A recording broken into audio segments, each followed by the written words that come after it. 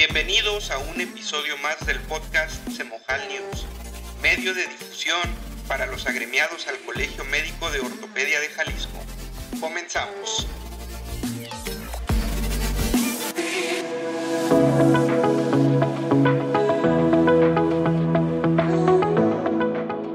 ¿Qué tal, estimados colegiados? Bienvenidos a un episodio más del podcast Semojal News, medio de difusión para los agremiados al Colegio Médico de Ortopedia de Jalisco. Yo soy Joel Pacheco, ortopedista, encargado del módulo de prensa y difusión de nuestro colegio, y en esta ocasión tengo el placer de presentarles al doctor Marco Aurelio Chávez Cadena. Él es médico ortopedista con alta especialidad en cirugía articular por el Hospital del Seguro Social Lomas Verdes del Estado de México. Es médico adscrito al servicio de ortopedia del Hospital Español de Veracruz Puerto. Es maestro en fisiología del ejercicio por la Universidad de Barcelona. Así también es egresado de un Traveling Fellowship en Alemania, en las ciudades de Berlín, Ratisbona, Dresden, Múnich y Kassel, rotando en los servicios de reemplazos articulares y cirugía deportiva. Actualmente es presidente del Colegio de Cirujanos en Ortopedia y Traumatología del Estado de Veracruz y coordinador del módulo de Nuevas Tecnologías y Biomateriales de la FEMECOT, así como profesor de la materia de traumatología en la Universidad de Veracruzana. Pero sobre de todas estas cosas es una persona que a mí me honra llamar mi maestro. Bienvenido, doctor Chávez, ¿cómo está? ¿Qué tal? Buenas noches, doctor Pacheco. Pues digo, muchas gracias por la amable presentación y pues al contrario, a mí me honra contar con tu amistad y sabes que cuentas conmigo.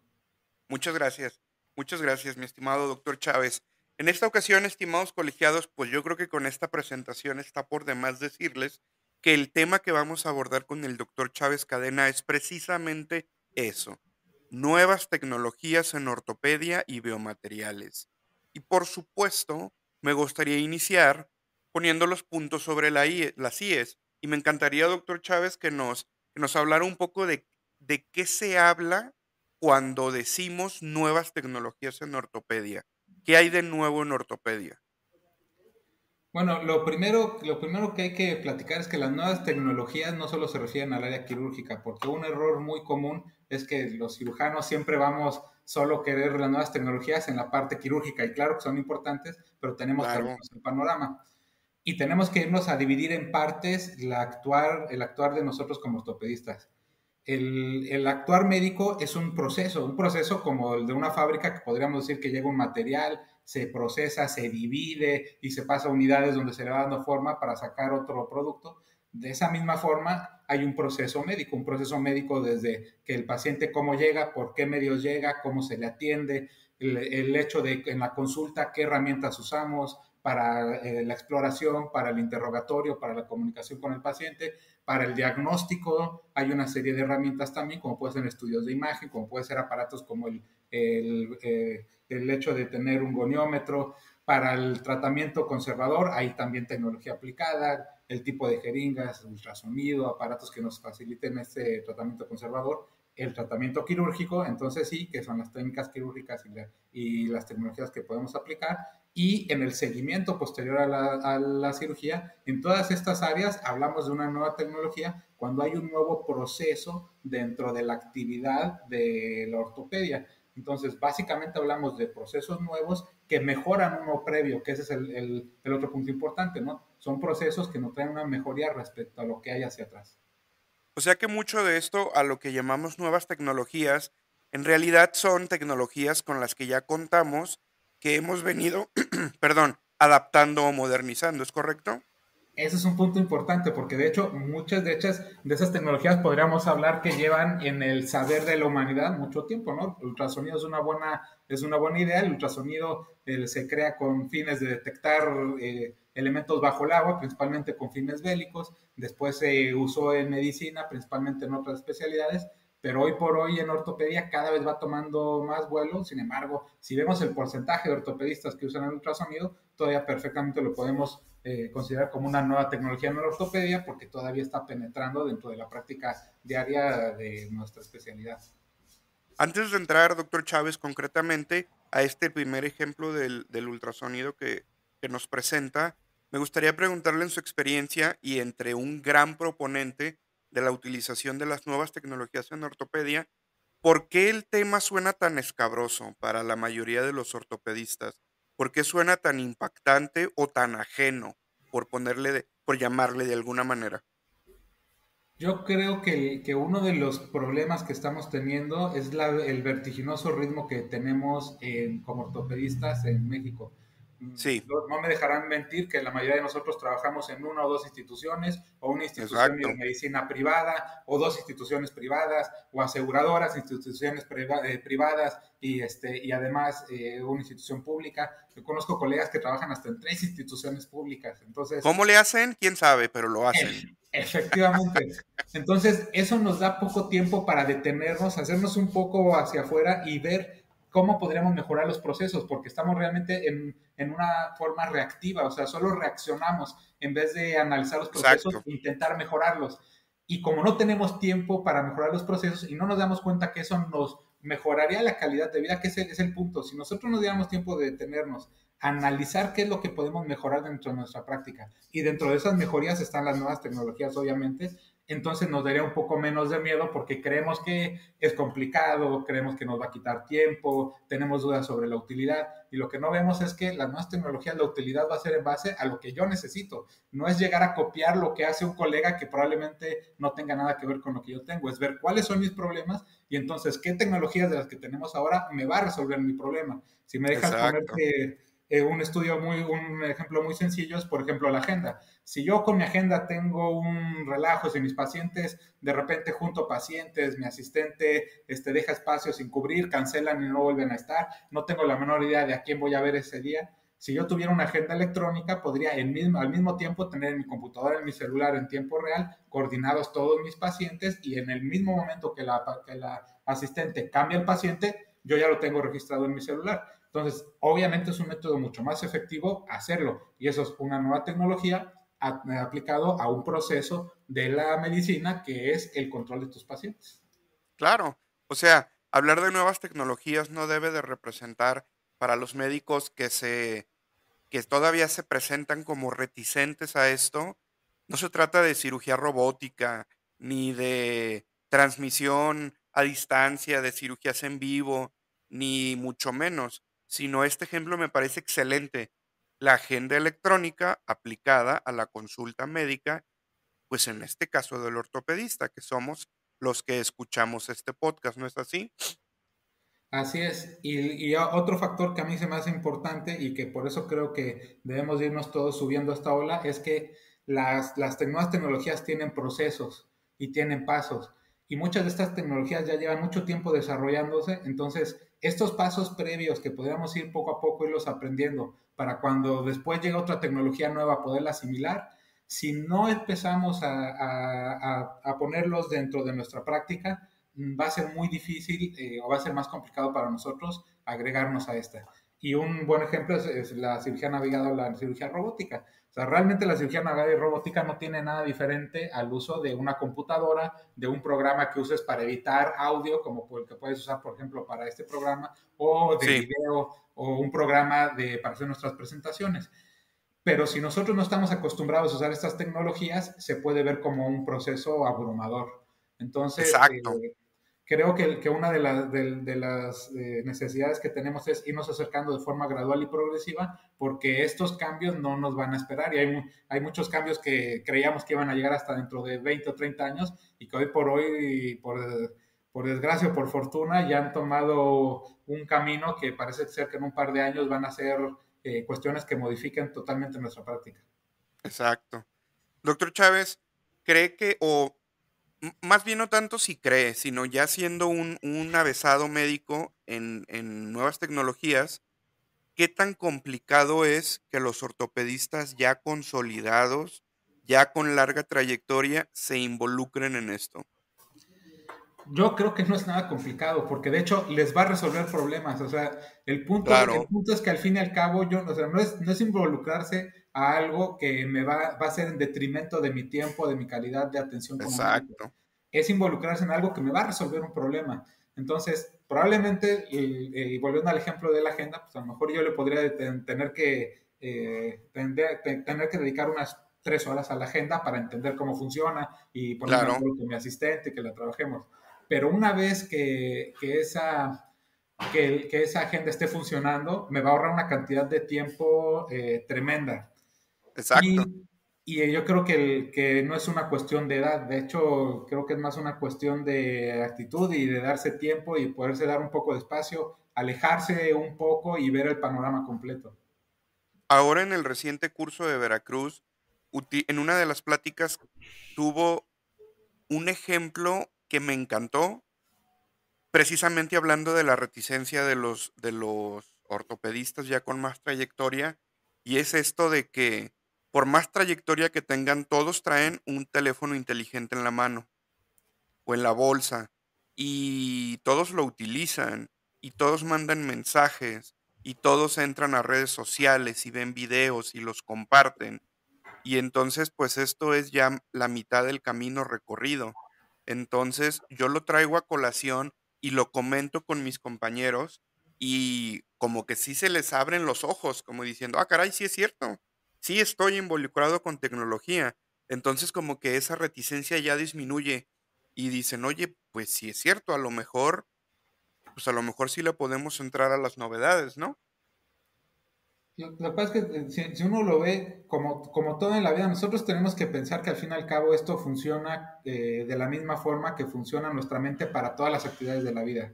Entonces, particularmente en ortopedia, no hemos tenido un sistema que busque penetrar en nuestra mente para que vayamos implementando estas nuevas tecnologías en nuestra vida diaria. Contrario a lo que pasa con las redes sociales, contrario con lo que pasa a otras áreas de nuestra vida, donde al haber una ganancia para una empresa que ya está muy clara, pues está todo el tiempo. Y además, toda la gente a nuestro alrededor que comparte estas tecnologías, pues es muy difícil estar lejos de ella.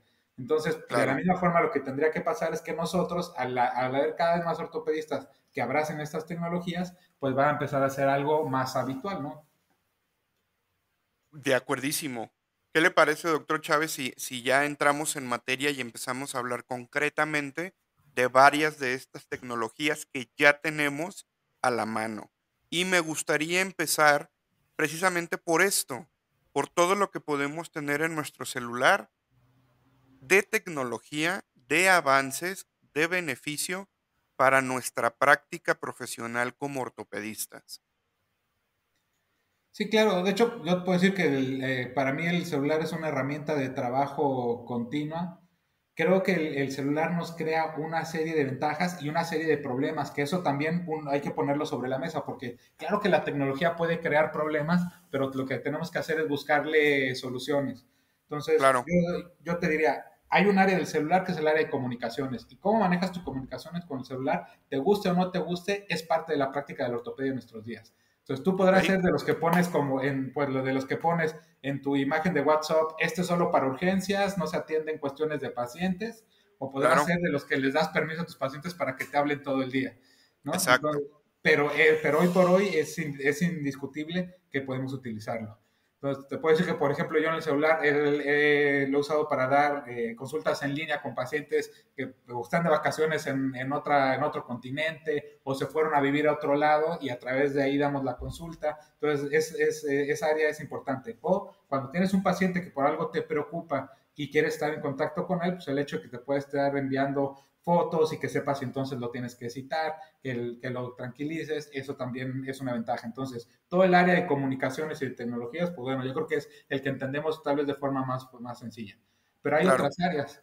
Por ejemplo, te puedo decir que yo todos mis expedientes los tengo en la nube. Entonces, yo en cualquier okey, momento, si un paciente me habla o quiero saber algo de un paciente, en ese mismo momento, en una carpeta en la nube, puedo entrar y ver el expediente completo de mi paciente, imágenes, y entonces ya puedo saber si es alérgico a algo, de qué cirugía fue, aunque haya sido de 10 años, yo tengo expedientes electrónicos desde hace cercano a 11 o 12 años, entonces ese control sobre la información de tus pacientes es algo muy valioso. Ok. incluyendo imágenes, y si yo quiero en algunos casos videos, que eso no es tan común que lo dejen los expedientes de mis pacientes, generalmente lo tengo en otra carpeta, que también tengo sincronizada y también si fuera necesario podría entrar a ver los videos, por eso no es tan habitual. Generalmente el expediente y las imágenes es lo que es más importante. Ok. Ahora, esto es fuera de esto que es lo más lógico, yo creo que a cualquiera se nos podría, sabiendo hoy por hoy cómo funciona el celular, creo que estas dos son dos áreas del celular que suenan bastante simples. Y otra, Sí. pero empieza a haber otras como el hecho de tener información. Yo en mi celular tengo el acceso a ciertas páginas cuando tengo alguna duda sobre un medicamento, cuando tengo una duda sobre alguna cuestión ortopédica, porque obviamente todo el tiempo nosotros seguimos teniendo dudas de enfermedades que no vemos tan recientemente o casos Claro. muy complicados que necesitamos idea, podemos entrar a ellas y en esta particular creo que cada vez vamos a tener más acceso con estas inteligencias artificiales de chats que están siendo una cosa maravillosa. Creo que justo en estas semanas estoy precisamente ya empezando a hacer el ancla de poder tener acceso a estas tecnologías que creo que van a revolucionar en los siguientes 2 años la forma de cómo vemos el leer y escribir. Entonces, Exacto. esto de acceso a la información es otra área, incluyendo programas, desde algunos que no funcionan tan bien. Yo creo que todos hemos probado ese programa que te identifica el tipo de implante de prótesis, que de repente se Ajá. equivoca bastante, pero por lo menos tienes las Exacto. imágenes ahí. Nunca le atina, Claro. pero vienen todas las prótesis, ¿no? Entonces tú puedes muy Exacto. fácil en un solo programa tenerlo. O los que hacen trauma, pues ya saben que hay un programa de la O donde te viene la clasificación y puedes de una forma muy sencilla, que es más fácil que navegarlo, que buscarlo, no tienes que estarlo buscando todo el tiempo, que también Exacto. es un tema importante. Creo, a mí una parte importante de la tecnología es el hecho de que creo que te debe disminuir la fricción de hacer algo. ¿Y a qué me refiero? Alguien podría decirme, bueno, pero es que eso también, la clasificación no también viene en un libro. Pues no vas a traer tu libro para todos lados. Exacto. Es que está el Pero el auto. celular sí. Ah, claro, efectivamente. Y si tú ya tienes en el celular una aplicación que con un solo dedo le aplicas, le das un clic y ya te sale a la clasificación, vas a usarla todo el tiempo. Y todavía más hacia adelante creo que hay otras que son también muy interesantes, como por ejemplo las que graban video y te permiten analizar ángulos. Entonces, en movimientos Ok. biomecánicos ya hay muchos programas que te permiten de forma gratuita tomar un video y sobre ese video medir ángulos, medir movimientos. Le puedes pedir a tu paciente corredor que se grabe y en el video estar midiendo de forma básica los ángulos para ver algunos problemas biomecánicos. También podrías medir con el celular el rango de movilidad de un paciente con el acelerómetro. Tú puedes ponerlo y tener un número muy exacto del rango de movilidad de tus pacientes. Eso, por ejemplo, yo no lo hago con cada paciente porque llevaría mucho tiempo, pero en algunos pacientes donde sí me interesa mucho la progresión del rango de movilidad, lo puedes hacer. Y todos son programas gratuitos. Y algunos nuevos, como por ejemplo este programa de origen mexicano, se llama Pivot Shift Meter, que es un programa que objetiviza el pivot shift. Entonces tú lo bajas, Ok. te registras, lo pones como con una cinta con la que te pones el celular al brazo, haces la maniobra del pivot shift y te saca una gráfica parecida a un electrocardiograma. Y en base al análisis de esa gráfica te dice si es un pivot negativo o positivo. Entonces, Ok. todos estos programas son útiles y todos estamos hablando de programas del celular. Y hay otros que no podemos hacer nosotros solos, pero me parece que son importantes. Por ejemplo, te puedo decir que hoy por hoy todos los centros con los que trabajo de imagen tienen que subir los estudios de imagen a la red. Es a donde yo mando a mis pacientes. Ahí tengo 3 centros con los que trabajo, los 3 le suben las imágenes. Entonces yo puedo ver en mi celular la imagen de mi paciente. Si se tomó la radiografía en la tarde, un fin de semana y necesito verla, la puedo ver en mi celular. Exacto. Y Y, pues otro buen ejemplo es mi hospital. En mi hospital tienen un programa que me permite ver los signos vitales de mi paciente en tiempo real. Entonces, cada vez que se ingresa un paciente, yo entro a la aplicación del hospital y veo el paciente con la última toma de signos vitales y como un extra viene una escala que se llama NEWS, que es una escala muy interesante porque es una escala que te habla de riesgos de complicaciones en base a la interrelación que hay, por ejemplo, entre frecuencia cardíaca, TA, frecuencia respiratoria. Entonces, estas frecuencias, estas alteraciones, que esté arriba uno, abajo otro, y todos estos cambios, esa escala hace una interrelación y le da un puntaje. Cuando ese puntaje pasa a 5, tiene que ser valorado por terapia intensiva. Es que el paciente está hablando, es que el paciente está bien, es que no hay datos de sangrado. Sí, pero tiene un NEWS de 5 y lo tiene que ver terapia intensiva. Y si está ok. arriba de esto, entonces tiene que estar en una habitación de observación. Entonces, todos estos pequeños cambios es lo que yo tengo por decirte en el celular. Wow. Sí, exactamente. Precisamente me lleva a la conclusión de que si le buscamos hay una aplicación para todo. Para lo que necesitemos, que ese es el punto. Esto, yo he Exacto. probado algunas otras cosas, algunas se me hacen prácticas, otras no, y hay algunas en las que sigo. Por ejemplo, este Pivot Shift Meter no es todo. Yo quiero uno que haga eso para cruzados anteriores y Pues estoy sí, en un trabajo con uno de mis residentes, espero pronto estar trabajando sobre ese tema, porque un acelerómetro, obviamente que no va a ser tan exacto como el KT1000, pero va a ser más exacto que mis manos solas. claro. Entonces, y estoy seguro que es algo que no debe ser muy complicado de hacer porque ya hubo un programa italiano que luego desapareció, yo nunca pude utilizarlo porque estuvo como un tiempo nada más y era difícil contactarlos. Entonces, el objetivo en este caso es, el celular viene a resolvernos problemas, probamos lo que no funciona, lo dejamos y nos quedamos con lo que nos soluciona problemas. Y, por Exacto. ejemplo, te puedo decir, en este programa que parece muy sencillo del control hospitalario, a mí me hace dormir con calma, porque yo antes de dormir veo los signos vitales de mi paciente y ya sé que si está taquicárdico hay algún problema. La mayoría de las Claro. veces no es por sangrado, es por dolor. Pero si sé que tiene dolor, hablo y digo, oye, ¿está con dolor? Ah, no, sí está con dolor. Ah, entonces vamos a hacer esto y entonces ya no te hablan a las 3 de la mañana porque el paciente tenía dolor, que podrías haber visto que esa taquicardia tenía que ver con su dolor desde las 8 de la noche. Exacto. Exactamente. Excelente, doctor Chávez. Vamos a pasar ahora a la otra tecnología que nos comentaba al inicio de la plática, y es el ultrasonido. Y aquí externo, las situaciones que me han comentado muchos compañeros ortopedistas, jóvenes, no tan jóvenes, de la vieja escuela, de la escuela muy vieja, de la escuela moderna, etcétera. Y me dicen, oye, pues eso era privativo de los radiólogos. Luego tomó mucho auge con los obstetras, al grado de que si llegas a una consulta de obstetricia y ese obstetra no tiene ultrasonido, te dicen corre, porque quiere decir que no está actualizado. Y después dicen, bueno, también va muy de la mano con los cardiólogos, ahora que ha tomado tanta notoriedad el ecocardiograma y la posibilidad de hacerlo en el consultorio. Yo tengo un par de muy buenos amigos, excelentes ecocardiografistas, pero entonces ahora resulta que los ortopedistas también podemos echar mano del ultrasonido, no de la manera clásica en la que mandamos al paciente a un gabinete de rayos X y esperamos que regrese y vemos imágenes a las cuales pocas veces les entendemos y vamos directamente al reporte. Entonces ahora la tendencia es valorar la posibilidad de como ortopedistas tener un ultrasonido en el consultorio. ¿De qué va eso, doctor Chávez? Bueno, de hecho, una de las pláticas que dimos en ese último congreso se llamaba precisamente así, el estetoscopio del ortopedista, ultrasonido en tu Claro, consultorio. exacto. Eh, nosotros como ortopedistas tenemos el 80% del conocimiento para hacer ultrasonido ya aprendido, porque es Ok, anatomía. Y la exacto. anatomía la tenemos que saber, querramos o no. Entonces, lo único, Así el es. último trámite que tenemos que saber es la anatomía en ultrasonido, porque de hecho el uso del ultrasonido es muy básico. Yo no soy un experto en el uso del ultrasonido en la parte técnica, sé manejar los 4 botones que necesito y las 4 variables que a mí me interesan, y con eso es más que funcional.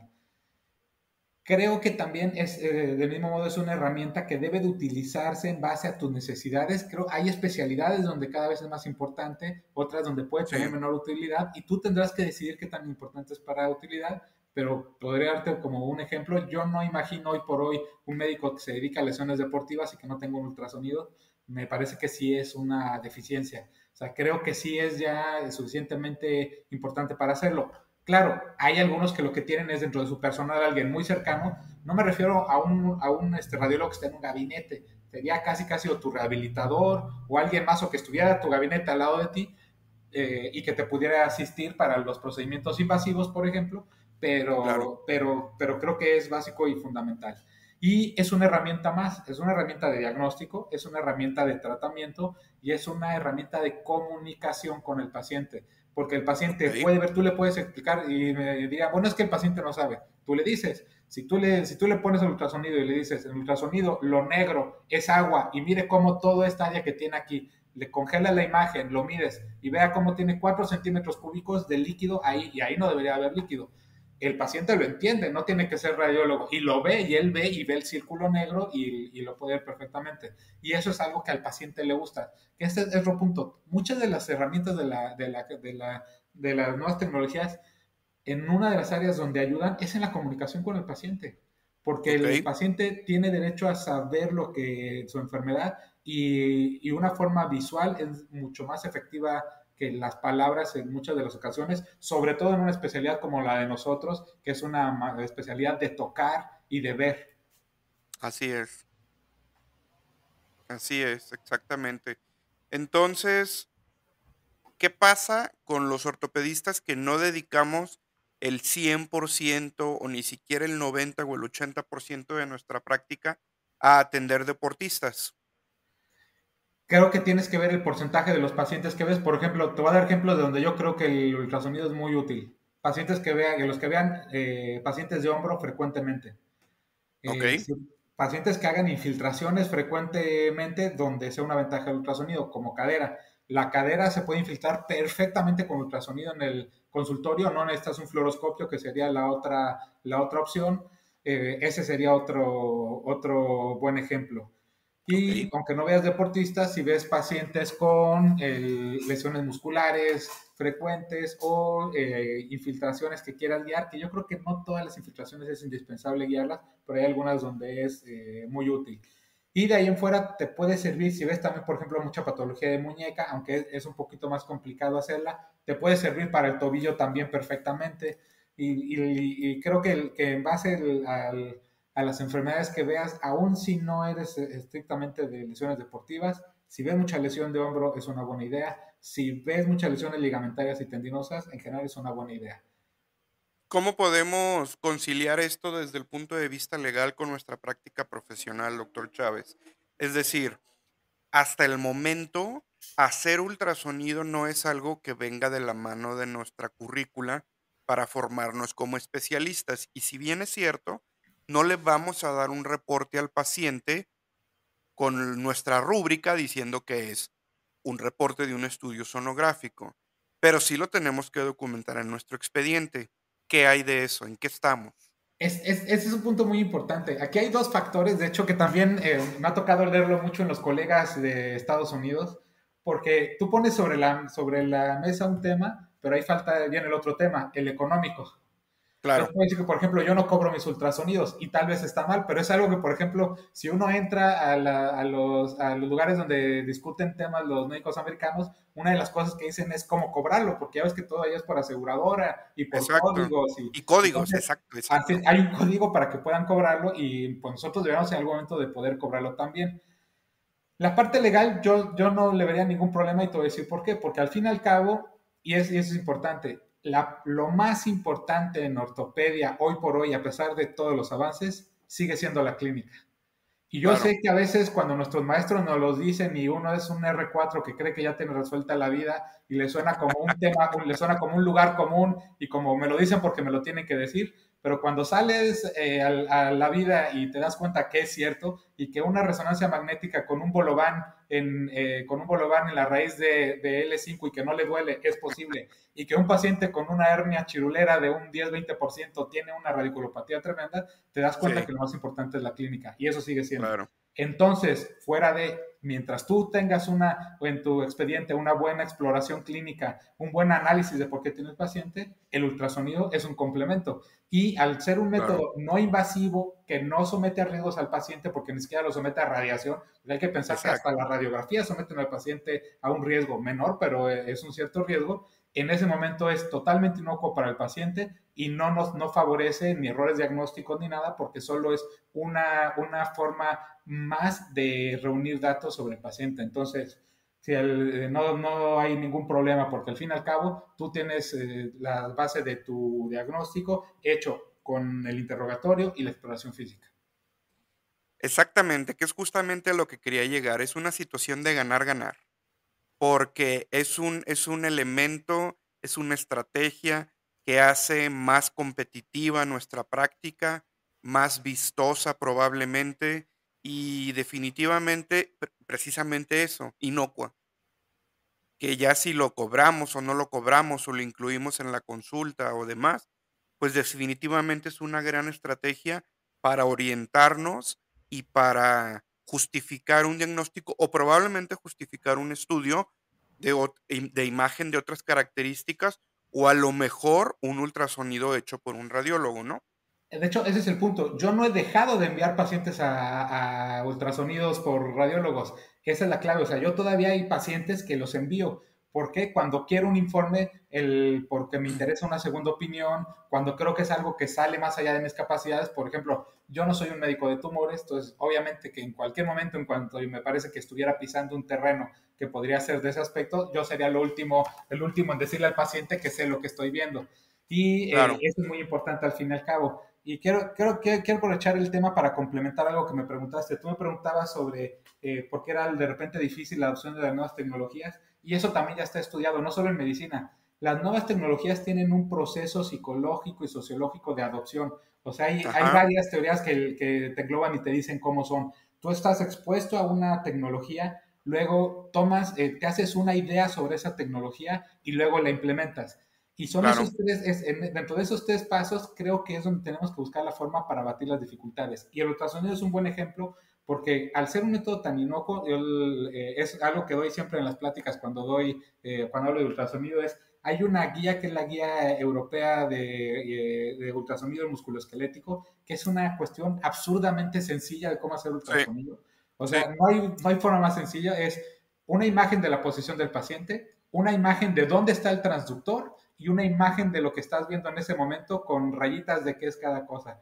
No hay cosa más exacto, sencilla que esa. Y con un ultrasonido y ese documento, tú necesitarías solo media hora para que te expliquen cómo oprimir 3, 4 botones para en base a estarlo haciendo una y otra vez aprender a hacerlo.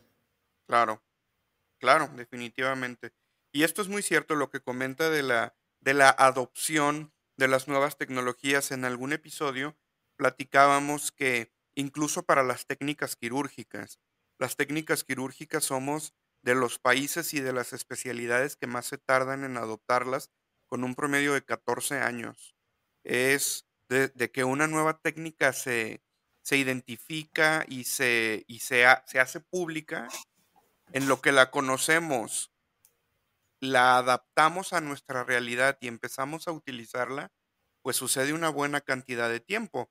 Caso claro y una comparación muy precisa, la que nos acaba de hacer ahora con las nuevas tecnologías. Entonces, yo creo que a estas alturas, a ninguno de nuestros escuchas, pues le quedará duda de qué implica o qué supone el utilizar ultrasonido en nuestro consultorio. Si no tiene algo más que comentar del ultrasonido, doctor Chávez, me gustaría pasar a otra nueva tecnología.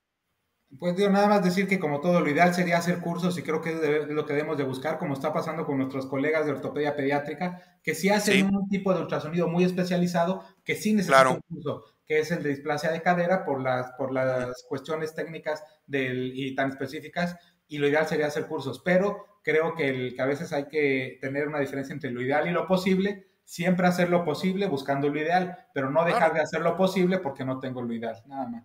claro. Muy bien. Exacto. Ahora me gustaría platicar, doctor Chávez, de mi favorita. Usted ya sabe cuál es mi tecnología nueva en ortopedia favorita y es nada más y nada menos que la impresión 3D.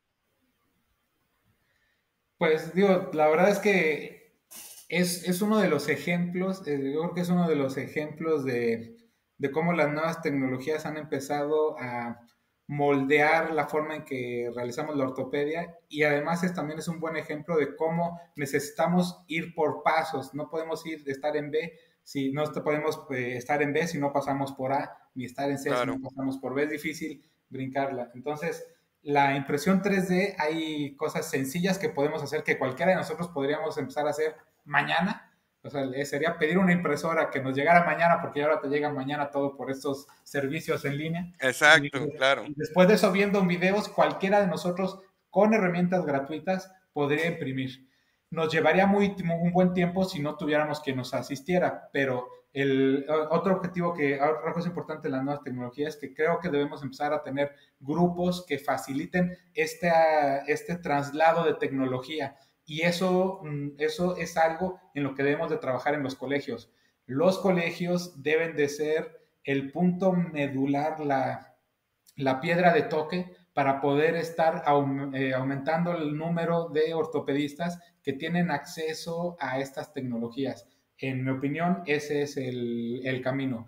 Y la impresión 3D es un buen ejemplo para eso. Claro. ¿Cómo llegamos a integrar la tecnología 3D a la ortopedia, doctor? ¿Qué pasó? ¿Cuál fue el punto de quiebre? ¿Cómo nos apoderamos de esa tecnología nosotros? Yo creo que ahí fue una serie de eventos que se conjuntaron al mismo tiempo. Lo primero fue que en una serie de actividades fuera de la ortopedia empezó a crecer cada vez más el número de usuarios de la impresión 3D con usos muy diversos y que hicieron que fuera posible el abaratar la tecnología. Porque entre más gente usemos tecnología, más barato se vuelve. Entonces, Exacto. esta tecnología la empezaron a usar ingenieros para hacer prototipos, de hecho así se le llamaba prototipado rápido, también hace mucho tiempo es el término que usaba para la impresión 3D, lo empezaron a usar gente que quería imprimir figuras para jugar cosas, lo empezaron a hacer gente que quería imprimir regalos, lo empezaron a usar gente que se dedicaba a su casa a hacer reparaciones y quería hacer una pieza que ya no podía comprar. Exacto. Lo tomaron la gente que le gusta la tecnología pues, por el hecho de una cosa muy curiosa de ser una tecnología que se puede automejorar. Entonces empezó a haber un submundo de tener una impresora para imprimir tu impresora. Entonces ahora tenemos impresoras que se pueden replicar a sí mismas imprimiendo piezas y hay quien por el solo gusto de hacerlo y de saber que puede, quiere que hacen impresoras con todo impreso, ¿no? Entonces todo Ok. este mundo alrededor lo que propició es que empezara a ser una tecnología muy barata, muy eficiente, el material también bajo de costos y los programas que se usaban se abarataron. Ok.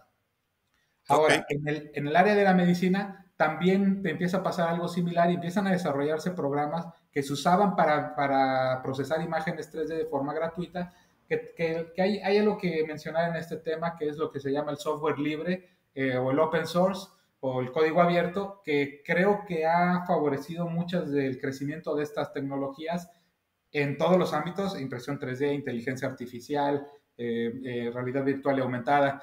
Estos programas gratuitos han favorecido el hecho de que no tengas que gastar una gran cantidad de dinero para empezar a probarlo y que determines qué funciona o no.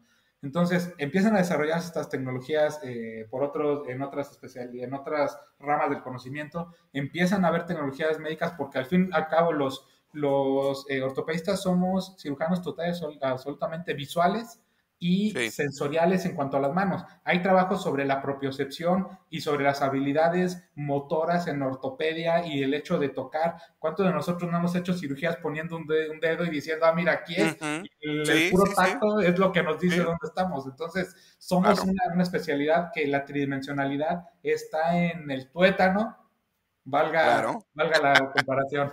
Y no hay nada más tridimensional que tener el hueso de nuestro paciente, la fractura, en tamaño real, con características reales en nuestras manos, antes que tengamos que hacer un abordaje, antes que esté sangrando, antes que estemos aumentando el tiempo quirúrgico y por lo tanto el tiempo de infección. Y eso yo creo que llegó a la mente de dos o tres gentes en diversas partes del mundo que empezaron a conectar puntos y con conocimiento, como llamamos, conocimiento transversal, de brincar entre áreas que no están una enfrente de otra ni que son lineales, sino que están hacia los lados, conjuntan ese conocimiento y es entonces que realmente empiezan a darse todos estos avances que suenan tan natural, porque no hay ninguna especialidad que podría utilizar más la impresión 3D que la ortopedia Claro. dentro de la medicina. Porque otra área muy fuerte es la maxilofacial, pero podríamos decir que los maxilofaciales son los ortopedistas de la odontología. Exacto. De acuerdísimo. Ok. Todo esto se oye muy interesante, pero me gustaría que nos platicara del caso concreto en la utilidad para nosotros y nuestra especialidad. Y yo sé que esto va muy de la mano de lo que nos comentaba al principio, de la posibilidad de tener los estudios en la nube. ¿Qué hay al respecto? ¿Cómo yo, que tengo un caso difícil, no sé, de cadera, por eh, hablar de algo, no sé, común a la práctica de la gran mayoría de nosotros, ¿Cómo puedo echar mano de la impresión 3D? Fíjate que ahorita podemos irnos un poco hacia atrás y hablar de los problemas que nos ha traído la tecnología, porque también nos ha traído problemas. Y yo sé Ok, que esto que voy a decir, todos los que están cercanos a la AO me van a entender perfectamente y todos los que se formaron en hospitales AO y los que no formaron en hospitales AO, pero saben lo que es la cultura AO, lo van a entender perfectamente. ok, Y me gustaría que los que nos escuchan se hagan esta pregunta. ¿Por qué ya no planificamos las cirugías si así es como aprendimos? ¿Por qué si teníamos los acetatos, teníamos el calco, obligábamos a nuestros residentes, nos sí, obligaban a nosotros y a pensar, mira, el tamaño y que pensaras y hablar sobre la personalidad de la fractura y claro, poner una clasificación? El que nosotros dediquemos el tiempo a una clasificación y decir el tipo de fractura es para dar un valor pronóstico y un valor en el tratamiento. Pero es claro, total y absolutamente ilógico pararse en el diagnóstico y ahí dejar de pensar. Tú no puedes dejar de pensar en el paciente, en el diagnóstico. De ahí tienes que empezar a modular qué abordaje voy a hacer, qué separadores en estos separadores especiales, qué placa, dónde van a ir los tornillos. ¿Sí? ¿Será que este fragmento tenga sujeción o no? ¿Qué tan largo será? Porque los huesos tienen formas diferentes, no son cuadrados. Entonces yo veo una imagen bidimensional, pero muchos de mis tornillos quedan largos. Por ejemplo, si yo estoy en la tibia, sabemos que el borde claro. anterior va a ser más angosto, el posterior más ancho. Entonces en una AP voy a ver un tornillo maravilloso y a la mera hora le tomo una oblicua y me queda 3 centímetros de fuera el tornillo y esto no lo voy a poder ver en una imagen 2D. Entonces, en Exacto. todos los ámbitos de la vida que implican una actividad mecánica, tú debes de pensar el movimiento. Los escaladores de roca, te pongo un ejemplo, hacen ejercicios mentales de las rutas que van a escalar. Y las rutas que ya conocen que son muy difíciles de hacer, piensan, voy a poner la mano derecha aquí, luego voy a cambiar el pie, voy a cambiar mi peso hacia el otro lado, luego con la mano izquierda voy a tomar esta, la derecha la voy a tener libre y voy a poder hacer esta. Y eso les permite sacar rutas muy difíciles en menor tiempo. Ok, Nosotros estamos haciendo lo mismo. Cuando yo llego con el paciente ya sé exactamente cómo voy a hacerlo o llego y a ver lo que me diga Dios, cómo lo reduzco, qué tornillos van a quedar. ¿Cuántas cirugías de las que hemos tenido y se nos ha fragmentado? Hemos tenido complicaciones por los abordajes que no me dejó ver adecuadamente y lo tuve que expander o tuve que hacer un segundo abordaje. Pacientes que se me infectó porque en una cirugía que me debe haber tardado 1 hora y me tardé 2 horas. ¿Cuántas de esas nos podríamos haber ahorrado si pudiéramos haber planificado bien? ¿Y qué mejor forma de planificar que tener la fractura en 3 dimensiones, ponerle la placa que yo le voy a poner? Esta es la fractura que yo voy a tratar, esta es la placa que yo voy a usar porque todavía no está estéril y puedo la fractura que imprimí, cortarla, reducirla, volverla a pegar ya reducida y ponerle la placa que voy a utilizar encima. ¿Qué ok. mejor planificación que esa? Entonces, creo que, como dicen, el chiste se explica solo. Sí, Y para nosotros que somos cirujanos tridimensionales, eso, los trabajos, digo, fuera de eso ya metiéndole un poco de ciencia, los trabajos lo que nos han dicho es que en el área donde puede ofrecernos una gran ventaja es disminución de tiempos, sangrado, disminución de infecciones y complicaciones. Y otro punto muy importante que ya lo mencioné también antes, satisfacción del paciente. No cabe duda que el paciente ver su fractura, cuando tú tienes una fractura muy compleja, tú entiendes que es una fractura muy compleja. Tú sabes que es una Chasker 4, sabes que es una Mason 3, pero el paciente no. Y aunque tú le digas, es que está muy fragmentado, y aunque le digamos, es que como no entiende que está muy fragmentado, a ver, dile a exacto. un Que interno es que un está muy caso fragmentado. complicado. Así es, Exacto. entonces eso es diferente. Cuando tú le enseñas tu modelo, tú puedes imprimir un modelo normal o de tus modelos que todos tenemos que nos regalan los proveedores de anatómicos y le enseñas el modelo anatómico y le enseñas su fractura, el paciente se le ilumina la idea y dice, oh Dios, esto está complicado. Y entonces la Exacto. comunicación con el paciente también se favorece. O que le dice, no debe de apoyar porque si apoya esto va a fallar. Mire los fragmentos que hay acá, mire lo complicado. Entonces, si usted me apoya, esto no va a servir. Estos son todos los ámbitos en los que la impresión 3D nos puede ayudar. Ok. Y ahora retomo mi pregunta. ¿Cómo imprimo mi caso específico? Supongamos que ya tengo la impresora. ¿Cómo le hago para imprimir mi caso específico? Aquí tenemos que dividirlo en 3 fases y es muy sencillo. La Ujú, primera fase es la adquisición de las imágenes. Necesitas una tomografía, ni siquiera con reconstrucción, pero una tomografía que tenga los 3 cortes sí, y ya no deberíamos de aceptar nada que no sea eso. Y bien tomada. exacto. Acá hay ciertas características, pero en general, si está bien tomada para verla, aunque no sea para imprimirla en 3D, debería ser suficiente. Si no lo puedes imprimir en 3D, es que ni siquiera está bien para que la veas tú, Ok, prácticamente. de Entonces, acuerdo. una tomografía normal, eso es lo primero que tenemos. Normal, Después, bien hecha. así Ah, es, necesitamos un programa que esa imagen nos cree un modelo tridimensional como con el que hacen las caricaturas, las películas como Avatar, que nos crea un archivo que se llama STL, que son esos archivos que puede usar cualquier programa. Los que modelan autos, eso usan, los ingenieros usan también ese formato. Entonces, necesito un ok, programa que me transforme S a S. Normalmente se les llama segmentadores, que yo uso se llama 3D Slicer, pero hay muchos otros más que se pueden utilizar. Entonces, ok, con ese programa lo tengo que aprender a usar. Hay muchos videos en internet, en español, en inglés, en lo que ustedes quieran, de cómo usar claro, varios de ellos. Y entonces yo ya aprendí a cómo manipular mi imagen para obtener ese. Yo uso, hay otro que uso, aparte de eso, uso dos o tres, dependiendo también de repente algunas cosas. Una vez que yo tengo ese programa, voy a acabar con un archivo que se llama, es un punto .stl, que sí. es, nos iríamos ya con ese al siguiente paso. Programas gratuitos, ¿verdad? Como hablábamos, Sí, programas de 3D código Slicer es abierto. gratuito. Así es. Hay algunos que te cobran. El 3D Slicer es totalmente gratuito. Hay algunos Ok, donde se cobra, ¿no? Ahora, una vez que yo tengo ese archivo, tengo que irme ya al siguiente. Aquí es importante, en este paso intermedio, una vez que ya tengamos muy bien dominado la impresión 3D, aquí en este paso intermedio también hay otros programas que me ayudan a limpiar la imagen, vamos a ponerlo así, a quitarle exacto. ruido y a mejorar algunas características para que se imprima más rápido, para que gaste menos material. Eso no es indispensable, pero sí es recomendable en algunos casos y muchos de ellos ya es muy fácil utilizarlos. Entonces, este editor de estas imágenes sería un paso intermedio. Y en el último paso que haríamos con el programa es ya este archivo STL, ya sea directo del primer programa o limpiado con un programa intermedio, lo pasamos a otro programa que crea las órdenes para la impresión 3D. Estos programas lo que hacen es tomar ese STL, que es una imagen tridimensional, y lo parten y lo transforman en algo que se llama G-Code, que es un código que le dice a la impresora qué hacer. Les dirá que es algo parecido como en la película esta de Tron, que se desaparece y luego unos rayos empiezan a dar como un movimiento rápido y a reconfigurar la persona. Es exactamente lo Sí, mismo. Le dice a la impresora qué hacer. Y una vez que ese programa hace su trabajo, se acabó. Lo único que tengo que hacer es meter esa información en mi impresora, normalmente con una tarjeta SD o un USB, y ponerle que lo imprima. ok, Claro que hay que tomar en cuenta que la impresora hay que saber usarla y darle mantenimiento, que sería otro punto, pero básicamente sería tener la imagen de tomografía, procesarla, esa imagen transformarla en algo que pueda leer mi impresora e imprimirlo. ok, perfecto, exacto.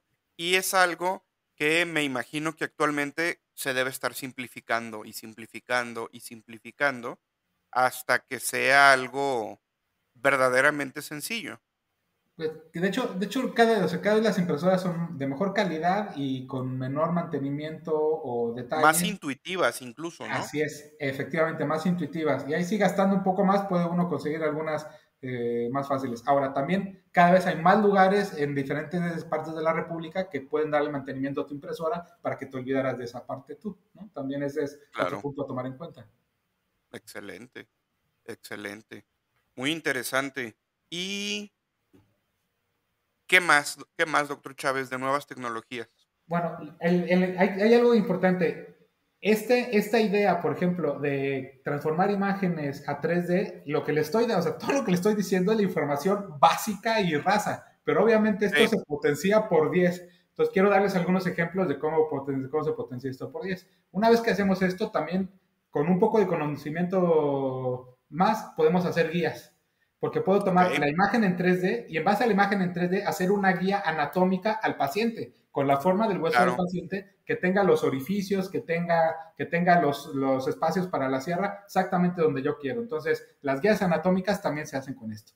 Aunque yo no imprimo una imagen, el hecho que yo aprenda a tener el modelo 3D me deja tener una idea que muchas veces ni siquiera es necesario imprimirla. También podemos verlo en realidad virtual, podemos verlo en realidad aumentada, y de hecho podemos discutir los exacto. casos. Nosotros, de hecho, hicimos una sesión en el metaverso de un paciente que operé junto con un colega mío que es ortopedista oncológico, y que acabó siendo una sinovitis bionodular con un quiste de Baker con la sinovitis, pero que era muy Ok. interesante porque lo que hacía era hemartrosis tremendas, entonces lo vio angiología para descartar sangrados, hematología, todo el mundo.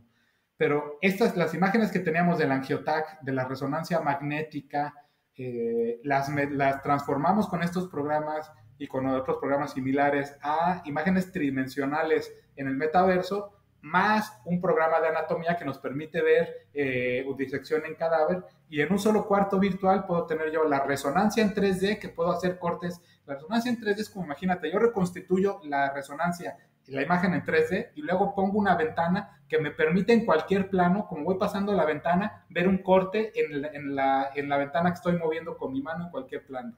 Y al mismo Ok. tiempo puedo ver la angiotac y ver los vasos de si llega un vaso que irrigue o no. Y al mismo tiempo puedo ver una disección en cadáver para pensar en mi abordaje. Ese paciente, por ejemplo, acabamos haciendo una sinovectomía anterior y una resección posterior del quiste de Baker, Ok. abierta. Claro. Y de esa misma forma, por ejemplo, los que hacen cirugía de tumores pueden juntar una TAC con una resonancia, con un angiotac, y ver si los vasos llegan al tumor, de dónde llegan, ver los huesos que llegan, los huesos que están implicados y hasta dónde están implicados, y hacer una planeación quirúrgica. Y de hecho pueden hacer hasta guías de corte exactamente donde ellos creen que van a terminar. Entonces, esta parte de la impresión 3D, no solo la impresión 3D, es el procesado de imágenes tridimensionales que puedo usar con unos lentes de realidad aumentada para tenerlos durante mi cirugía al lado de mi paciente, que el único que los voy a poder ver soy yo, o como discutir casos, tú y yo nos podríamos conectar por lentes de realidad virtual y discutir un caso con estudios dentro de este metaverso con la imagen, esta misma imagen de STL en realidad virtual. Entonces hay un campo muy amplio para esto. Claro. Y esto del metaverso lo podríamos hacer, por ejemplo, en el metaverso de Meta Claro, con de un, hecho, ahí es con donde, así es. con un Oculus Quest y ya. Ese es el programa, ese es el que yo tengo. El que yo tengo es Oculus Quest, pero hay un programa. Oculus Quest es una cuestión interesante y es el otro punto. Yo soy un convencido de la tecnología asequible y práctica. Claro que me Ok. encanta el hecho de la cirugía avanzada y Star Wars, y me fascina estar al respecto, pero creo que no puede ser ese nuestro foco de atención, sino pensar en la utilidad. Entonces, yo lo que tengo son los Oculus Quest 2. Tengo un programa que es de disección en cadáver y anatomía y de procesamiento de imágenes. Ese sí lo pagué, por ejemplo, pero porque no hay de pago, pero hay otros programas que son gratuitos, por ejemplo, de Meta, que hay uno que se llama Shapes XR, donde tú puedes montar esas mismas imágenes, y de hecho con un amigo de Brasil él ha estado trabajando mucho con este programa, y puedes hacer guías, puedes hacer escenarios de práctica. Y, por ejemplo, hay un programa que es con los Oculus Quest 2. Lo tienes que pagar el programa, pero son con los Oculus Quest 2, que se llama Precision OS, que es un programa para realizar cirugías virtuales y aprender técnicas quirúrgicas en el metaverso. Tú puedes aprender a poner un clavo de tibia, hacer una artroscopía de rodilla, de hombro, de cadera, poner una prótesis de cadera, de rodilla, una prótesis de revisión, hacer una cirugía robótica con el ROSA en el metaverso con este programa. El hecho de que hagas esto te acorta los tiempos y además te mejora la calidad de aprendizaje que tú tendrías con una cirugía en vivo. Porque en tu cirugía en vivo te vas a tener que preocupar por lo que es la cirugía en vivo, por los vasos, el abordaje, el sangrado, pero el cómo usas los elementos, el cómo usas el instrumental, qué tipo de instrumental se usa, los pasos, lo vas a tener total y absolutamente presente. No solo lo podrías usar para ti, lo podrías usar para tu ayudante, lo podrías usar para tu técnico quirúrgico. Entonces, el panorama es tremendo. Y Precision no es un programa que efectivamente cuesta, pero se usa con los Oculus Quest 2. Queridos colegiados, para quien les parezca muy árida esta parte de la plática, les quiero comentar que estos Oculus Quest 2 es muy probable que más de alguno de ustedes ya los tenga en su poder, porque se trata básicamente de una consola muy avanzada de videojuegos y probablemente ya la hayan comprado para alguno de sus hijos o hijas que gusta de los juegos modernos y de jugar en el metaverso. Entonces, probablemente, y ya tengan en su mano la posibilidad de hacer todo esto que nos acaba de comentar el doctor Chávez. Yo ya tuve la oportunidad de, de utilizarlos en este contexto de cirugía y está por demás decirles que es una cosa espectacular. Entonces creo que es algo muy importante también para los ortopedistas que podemos considerarnos ya consolidados en la especialidad, para los residentes que están a punto de egresar, en fin, es algo extraordinariamente útil y a diferencia de lo que podamos pensar todos, no es tan descabellado ni fuera del alcance desde el punto de vista económico. Y pues con esto creo que ya hablamos también un poco de, de de realidad aumentada y del metaverso. ¿Qué hay ahora, doctor Chávez, de esto que platicábamos desde el principio y que es el boom de las últimas semanas, que es la inteligencia artificial a la mano de todos nosotros? Fíjate que cuando a Bill Gates le preguntaron que cuál era la tecnología que iba a moldear el futuro, no dijo que fuera el metaverso ni que fuera alguna otra cosa, sino la inteligencia artificial. Y te puedo decir que yo efectivamente también creo que en el área de la medicina nos ha tomado total y absolutamente desprevenidos y no tenemos ni siquiera cerca las consecuencias que en menos de un año vamos a tener con las inteligencias artificiales. Y quiero Claro, darte un par de ideas para plantear hacia dónde vamos. Hay un artículo publicado, bueno, todavía no se publica, está en preimpresión y todavía falta que lo revisen pares, pero ya está enviado para publicación, donde con esta tecnología que todos hemos oído de ChatGPT, sí, sin ningún conocimiento extra, o sea, sin darle nada de información más que la que tiene para todo lo que hacen, ChatGPT es capaz de aprobar los exámenes de certificación para ser médico en Estados Unidos. Los exacto, famosos USMLE 1, 2 y 3. Esta así es. tecnología es capaz. ¿Qué quiere decir? Que podría competir con nosotros, y lo voy a poner muy entrecomillado porque las tecnologías nos dan miedo y a veces eso tenemos que cambiarlo, pero creo que lo que tenemos que entender es que no hay forma de detenerlo y vamos a tener que aprender a utilizarlo y a manejarlo. Entonces, esto es el nivel que tiene sin entrenamiento, ya lo logró. Y otro tema muy importante, Nature, la revista Nature acaba de publicar un statement o como una declaración acerca de si las inteligencias artificiales pueden ser citadas como autores, porque ya hubo artículos Ok, donde alguien quiso poner como un autor y ya ellos dijeron que no puede ser como un autor, no porque no tenga la capacidad, porque ChatGPT puede producir artículos de calidad científica, sí, pero al no tener responsabilidad no puede ser un autor. Entonces, de hecho, hasta ya dijeron que debería de meter o en agradecimientos o en material y métodos. ¿Qué es lo que los quiero llevar? O sea, algunas de las revistas más importantes del mundo ya están diciendo cómo vamos a tener que manejar las inteligencias artificiales y eso quiere decir que ya las inteligencias artificiales son algo a lo que tenemos que a poner atención hoy, no en 20 o 30 años como yo creía. Yo creía que esto que estamos viviendo nosotros exacto. lo íbamos a vivir en 20 o 30 años, pero ya no. Ahora, esto incluye también la atención a nuestros pacientes. ¿Cuántos de nosotros no hemos tenido que discutir con el doctor Google? No directamente Exacto, con el doctor, pero sí a través de nuestros pacientes.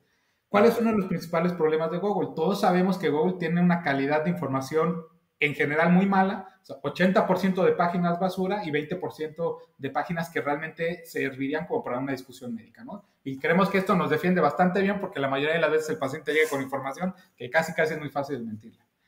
El problema es que, de hecho, Google está preocupado porque está consciente y Google está a punto de sacar su inteligencia artificial de chats como son estas, porque saben que el futuro de los buscadores ya no son buscadores, sino estas inteligencias artificiales. ¿Qué quiere decir eso? Que el paciente va a llegar con ChatGPT y le va a poner, tengo roto el ligamento cruzado anterior, necesito una cirugía, y después va a decir, esto está muy complicado. No, a ver, dame esta información, pero para alguien que no es médico. Es más, dame Ajá, esta información, pero para un adolescente. Y el chat GPT se va a adaptar a eso y el paciente va a llegar con nosotros con una información de grado de un examen del USMLE sobre lesiones del ligamento cruzado anterior. Y cuando los pacientes cada vez empiecen a ver que es información más cercana, va a llegar un momento en que vamos a tener el problema de que casi eso va a ser la realidad.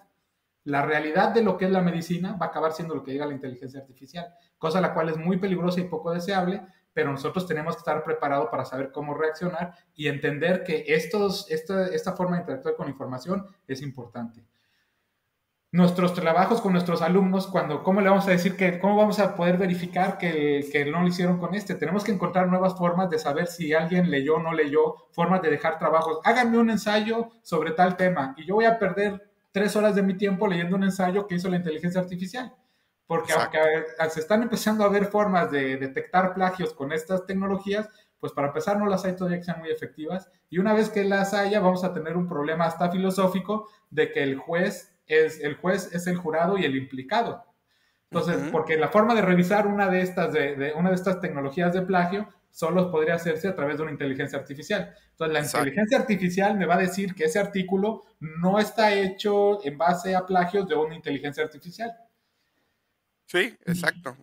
Sí, se, Entonces, se antoja complicado y hasta distópico, pero la sí, realidad es que es algo que ya está aquí, nos alcanzó. Y no es novedad que el paciente llegue ya habiendo estudiado, habiendo echado mano de todos estos buscadores del que sea, y cuántas veces no nos ha llegado un paciente diciéndonos lo que tiene, lo que quiere que le hagan y cuándo quiere que se lo hagan. claro, y ahora van a tener mayor calidad de información, que es el otro punto. Ahora sí van a tener mayor calidad de información para pedirnos esto. O sea, nos vamos a tener que estar comparando contra lo que diga este tipo de inteligencias artificiales, porque ya cada vez, como les digo, o sea, si nosotros pusiéramos a Google, a alguien, vas a hacer el examen del USMLE con Google al lado. Nadie va a pasar el Exacto, USMLE teniendo a Google al lado. Pero esta ¿no? inteligencia artificial sí, eso quiere decir que una persona teniendo acceso a este chat podría pasar el USMLE. Lo que quiere decir que en nuestro consultorio van a llegar con una información de mucho mejor calidad, cosa la cual puede no ser tan mala, pero sí implica un reto para nosotros como ortopedistas y una oportunidad, porque de hecho ChatGPT puede ser tu compañero de estudio. Estas Así inteligencias es. artificiales pueden ser tu compañero de estudio. Puede ser tu residente, si es que no tienes residentes, para que te cuestione o para encontrar las dudas y las preguntas que te tienes que hacer.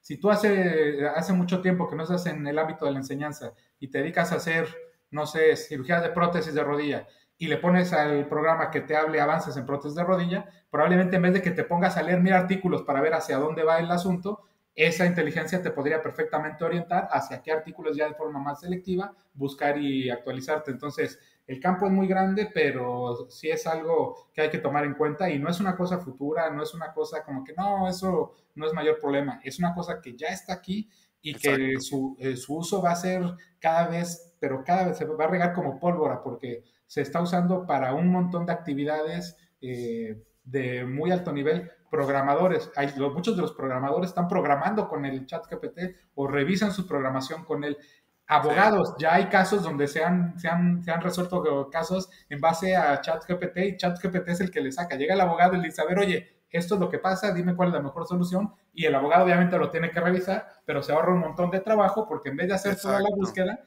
ese sistema de inteligencia le da una buena orientación de hacia dónde va. Entonces, las inteligencias artificiales en este momento son algo que tenemos que tener totalmente presente y tenemos que entenderlas.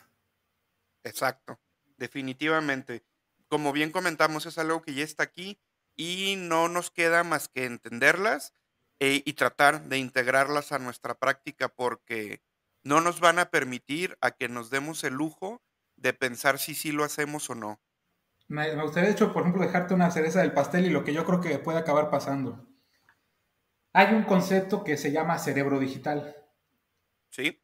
Cerebro digital es una copia de tu cerebro y la forma en que tú piensas, pero de forma digital.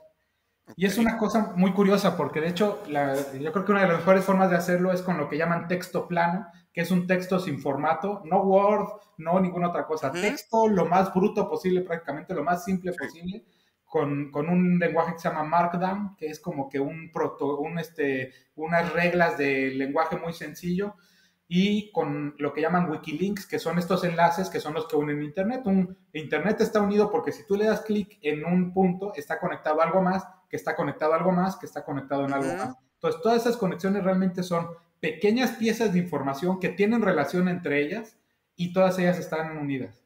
Bueno, hay forma para que tus ideas las metas tú en un cerebro digital y ese cerebro digital, si tú lo alimentaras con una inteligencia artificial, probablemente te podría dar una idea muy cercana a cómo piensan los grandes maestros. Te pongo un Ok. ejemplo. Si tú dijeras, bueno, yo creo que en el ligamento cruzado anterior lo mejor es hacer doble túnel y estas son mis razones, ¿no? Y yo Ujú. creo que hay que ponerlo en posición anatómica y estas son mis razones. Imagínate que cada una de tus ideas sobre el procedimiento de un cruzado anterior y tus ideas sobre el cruzado anterior lo pudieras dividir en una media cuartilla, en pequeños segmentos de una media cuartilla o menos.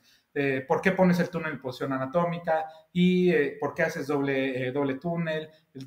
¿Cuántos portales? Cada una de estas ideas. Ahora, cada una de estas ideas dentro de cada tarjeta viene un enlace a cada una de las otras con las que está relacionada. Ok. Si tú metieras esto a una inteligencia artificial, probablemente podrías hacer una copia de cómo tú piensas en ortopedia en esa inteligencia artificial. Y entonces tú podrías ir a preguntarle a esa inteligencia artificial, oye, es que tengo un problema con un paciente que tiene esto y esto, ¿cómo haría? Y probablemente esa inteligencia artificial te respondería igual que el maestro, como si pudiéramos tener una copia de Freddy Fu o una copia del doctor Parvis de prótesis, que te pudiera Sí. estar contestando en tiempo real todas tus dudas y que fuera casi una copia idéntica de la forma en que él piensa en algo. Entonces es algo que asusta, y es algo que pareciera que está muy lejos, pero de hecho cada vez está más cerca de lo que creeríamos. Y vuelvo a decir, si ChatGPT pudo hacer eso con conocimiento general, yo me pregunto, ¿cuánto tiempo va a tardar para que alguien empiece a sacar chats con información más orientada hacia las ramas de la medicina y cobrando o sin cobrar, ya tengas como si fuera un panel de expertos, con todas las implicaciones buenas y malas Y que malas, tiene esto? claro, que ello conlleva.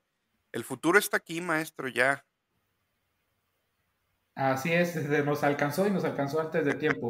Y digo, y mientras Exacto. tanto, te digo, tenemos que pensar que todas estas tecnologías, nosotros tenemos que tomar el toro por los cuernos y tenemos que ser partícipes. No podemos dejar que gente ajena a nuestra especialidad tome las decisiones.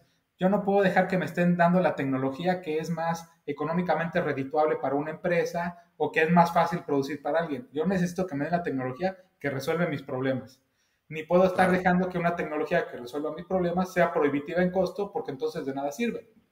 Perdón, aunque me exacto. resuelva mi problema, si no la podemos pagar, si no es algo que se puede implementar de forma masiva, es algo que realmente tiene menos valor hasta que se logre. Sí, es bueno tenerlo porque seguramente en el futuro habrá forma de bajar los costos, pero si de un inicio podemos intentar bajar los costos, mejor. Entonces, me parece una razón más de por qué tenemos que estar preocupados por estas tecnologías es porque nosotros los ortopedistas debemos de estar por lo menos sentados en la mesa donde se discute. O sea, yo diría que deberíamos ser los líderes, pero vamos a ser sinceros. ¿Cuántas de las tecnologías que estamos viendo no hay ortopedistas? O en muchas de ellas hay un ortopedista y una serie de especialistas al lado que son ingenieros o mercadólogos o algunas otras cosas. Entonces, Exacto. nosotros como ortopedistas necesitamos ser jugadores principales en todas estas tecnologías. Perfecto. Excelente. Pues muy bien, doctor Chávez, para finalizar este interesantísimo episodio de nuestro podcast, me gustaría solicitarle alguna idea o un pensamiento para cerrar la plática. Sí, claro, yo lo que le quiero decir a mis colegas es que yo entiendo, porque yo vivo igual que ustedes y he estado en institución pública y privada. Yo entiendo el ritmo de trabajo que tenemos los ortopedistas en México y la carga laboral y todo el tiempo que dedicamos a nuestra práctica. Pero el no dedicarle tiempo a mejorar nuestros procesos actúa en detrimento de nuestra capacidad como ortopedistas y de nuestra calidad de vida. Tenemos que empezar a preocuparnos por los procesos de la ortopedia y por mejorar los procesos de la ortopedia a nivel individual, a nivel local en nuestros hospitales, a nivel de nuestros colegios, a nivel estatal y a nivel nacional. Claro que sí, totalmente de acuerdo. Pues ya lo escucharon, estimados colegiados.